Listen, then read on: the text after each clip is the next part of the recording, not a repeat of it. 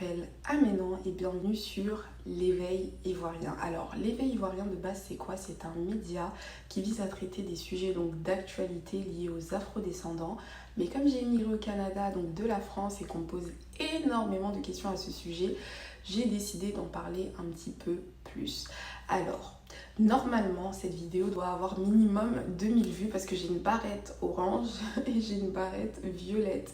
Donc, si vous aimez mes barrettes, d'ailleurs, c'est les barrettes de ma fille. Bon, bref, je vous invite à me le dire en commentaire. C'est has-been. Aujourd'hui, nous allons parler en fait de mon passage à la frontière donc américaine qui était un petit peu chaotique et je me suis dit que ça peut être une super bonne en fait leçon et expérience aussi pour vous parce que je sais que bon là on est en été, il y a beaucoup qui arrivent au Canada, d'autres qui vont aux États-Unis ou peu importe et je pense que vous allez pouvoir justement apprendre donc de mon expérience. Vu que de base c'était censé être un vlog, donc je vais vous laisser en fait avec le vlog que j'ai commencé et que j'ai jamais terminé et ensuite après on se retrouve donc ici maintenant et je vais vous raconter en fait mes aventures. Alors là je suis prête à partir, genre je suis même en retard d'ailleurs. Je voulais juste vous montrer qu'en fait ici, là pour faire le trajet j'ai pris une voiture de location parce qu'ici quand tu prends une voiture de location, la plupart des locations c'est genre kilométrage illimité, donc au lieu d'abîmer ta voiture, tu pars avec une voiture de location tout simplement. Donc je vais juste vous la montrer rapidement parce que je suis en retard. Ok, elle se présente comme ça. C'est une Dodge. Ah non, une Ford. Enfin bref, je connais rien des voitures moi. Mais je crois que c'est une Ford 2023. Elle est trop belle. Une Ford Edge. Et donc ça vous permet justement de ne pas abîmer votre voiture. L'intérieur c'est trop bien parce qu'il y a le tableau de navigation. Je sais pas comment on appelle ça là. Le tableau de bord avec navigation et tout. Enfin bon bref, je suis en retard. Premier stop au Tim Hortons parce que mon père m'a demandé... Enfin, il m'a dit qu'il voulait manger quelque chose, donc je vais leur faire découvrir Tim Hortons. Même si moi, personnellement, je pense que les choses les meilleures chez Tim Hortons, c'est tout ce qui est boisson. Après, tout ce qui est nourriture, c'est un peu pas bon. Mais si vous venez au Canada et tout, au Tim Hortons, je vous conseille de prendre les Tim Beat ou les Tim Bite. Je sais pas comment, en fonction de si vous êtes anglophone ou si vous êtes francophone, vous allez le dire. Birthday cake. Donc voilà, c'est super bon.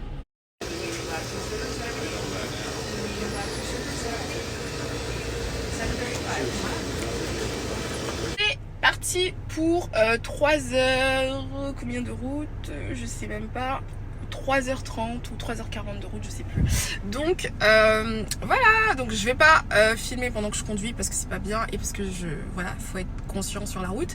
Mais on se retrouve, je pense, directement aux États-Unis. Bye bye. Arrivé à la frontière, donc US-Canada, enfin plutôt Canada-USA. À l'aller, il y avait vraiment personne. Et là, il y a quand même du monde. Donc, voilà. J'arrive à la frontière, l'agent des douanes, il est vraiment super cool au début, enfin ça se passe super bien. Et donc il me pose quelques questions. Donc il me demande, qu'est-ce que tu vas faire aux États-Unis? Combien de temps tu vas rester aux États-Unis? Pourquoi tu vas aux États-Unis? Ça c'est vraiment des questions bateau.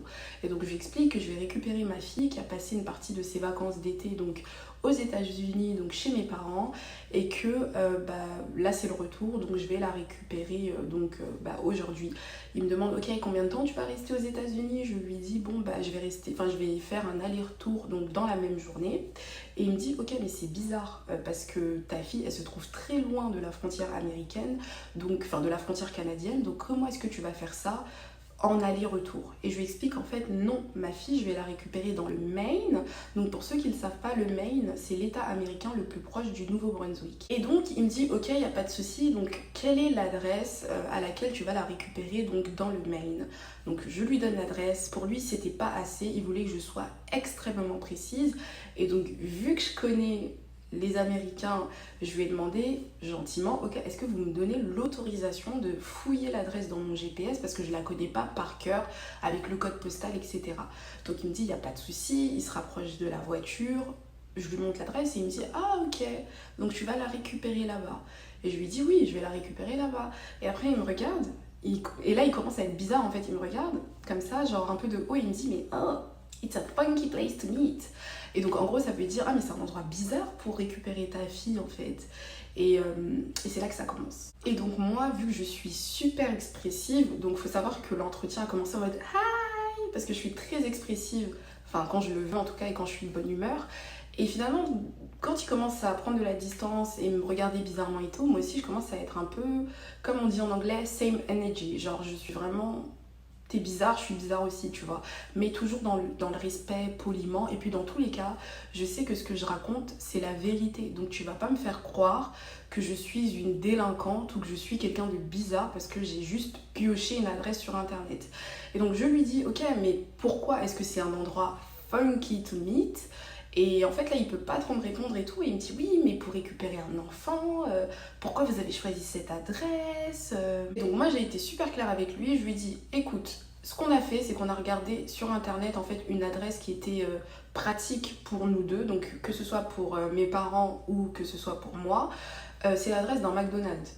Donc c'est peut-être une adresse bizarre, mais nous, en fait, la seule chose qu'on a fait, c'est récupérer l'adresse d'un McDonald's qu'on a récupéré sur Internet. Donc, si vous voulez vérifier, vérifiez, mais c'est l'adresse d'un McDo. Donc, pourquoi est-ce que c'est un endroit bizarre? Il peut pas me répondre, logique. Et ensuite, après, il me dit, non, mais pour récupérer un enfant, il fallait aller plutôt à telle adresse. Et je lui dis, mais monsieur, moi je ne connais pas le Maine, je ne vis pas dans le Maine, moi je vis au Canada, donc peut-être que l'autre adresse elle allait être mieux, mais je ne sais pas, en fait on a juste pioché une adresse au hasard entre guillemets sur internet. Et donc nous n'avons rien vu de mal à se rencontrer à cette adresse précisément. Et donc il continue dans son speech en mode non mais c'est une adresse bizarre, vous auriez dû aller à l'autre adresse pour récupérer un enfant. Et je lui dis monsieur, en fait moi je travaille lundi, donc le lendemain. J'ai pas le temps de parcourir autant de kilomètres pour pouvoir récupérer ma fille. Donc c'est vraiment une adresse piochée au hasard. Bien évidemment on s'est quand même assuré que c'était pas vraiment un endroit vraiment bizarre. Donc d'accord pour vos suggestions, mais s'il vous plaît soyez plus précis parce que si c'est vraiment un endroit bizarre dans lequel on ne doit pas être, enfin, tu dois nous donner plus de précision parce que si on est potentiellement en danger, c'est ton rôle de nous donner plus de précision. Mais en fait, il ne pouvait pas répondre en fait.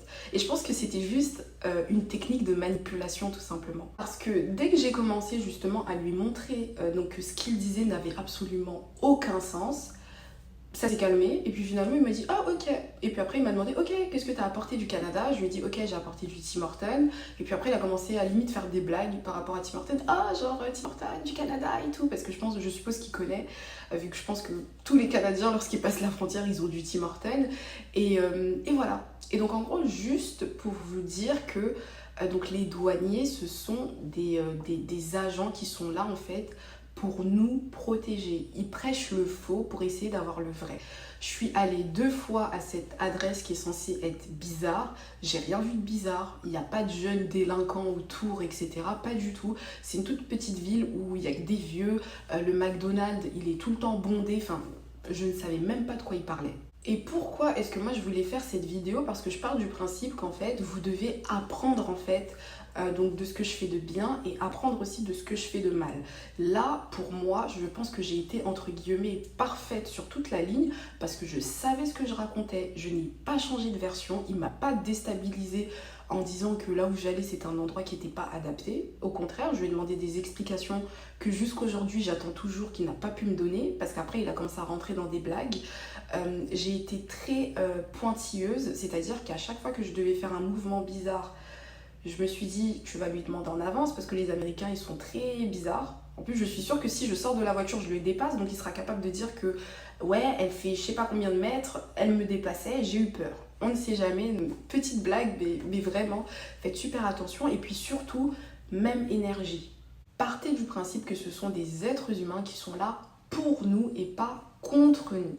Et puis, par toutes les expériences donc, de passage à la douane que j'ai pu avoir à travers ma vie, je peux vous garantir que ce sont des manipulateurs. Moi, je pense qu'ils font exprès justement pour savoir si tu dis vraiment la vérité, si tu changes de version, si tu rajoutes d'autres éléments, etc. Et donc, c'est pas en fait en mal. C'est pas parce qu'il ne me croit pas, c'est juste qu'il fait son travail. Moi, c'est comme ça que je l'intègre dans ma tête. Et moi, ça m'amuse en fait, parce que je suis tellement en mode préparée que ça m'amuse de dingue parce que je sais qu'il raconte n'importe quoi. Parce que pour vous donner un exemple, ce douanier, c'est un douanier américain qui certainement n'est jamais venu au Nouveau-Brunswick. Supposons qu'un jour, il ait besoin de rencontrer quelqu'un au Nouveau-Brunswick. Et il m'en parle, sachant que moi je suis au Nouveau-Brunswick, et il me dit « Ah, je dois rencontrer quelqu'un à Moncton ». Je sais qu'il ne connaît ni le Nouveau-Brunswick, ni Moncton, ni rien. Et je lui dis, ah, Moncton, c'est un endroit bizarre. Pourquoi tu vas à Moncton? C'est chelou. Bien évidemment que c'est stupide en fait. Et ensuite, je lui dis, non, mais en fait, tu dois pas rencontrer la personne à Moncton, tu dois rencontrer la personne à Dieppe. Bien évidemment que ça n'a aucun sens. La personne ne connaît ni Moncton, ni Dieppe, ni le Nouveau-Brunswick. Par contre, je peux suggérer à la personne dans un futur proche, ok, prochainement, si tu dois rencontrer quelqu'un au Nouveau-Brunswick, je te conseille de rencontrer cette personne à Dieppe. Parce que Dieppe, c'est mieux que Moncton. Parce que Moncton, il y a des quartiers un peu bizarres. Logique. Ce sera tout. Personnellement, j'ai bien aimé vivre cette expérience parce que ça me permettait justement de vous la partager.